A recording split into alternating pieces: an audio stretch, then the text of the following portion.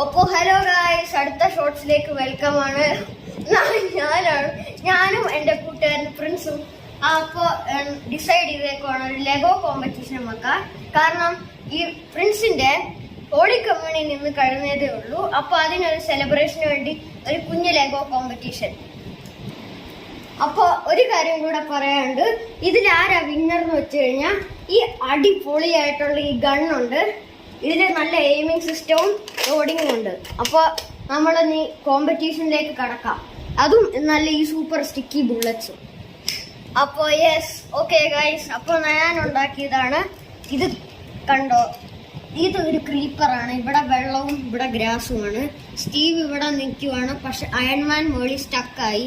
അപ്പോൾ സ്റ്റീവ് എന്താണ് പറഞ്ഞു കൊടുക്കണം എന്ന് നിങ്ങൾ പറയുക.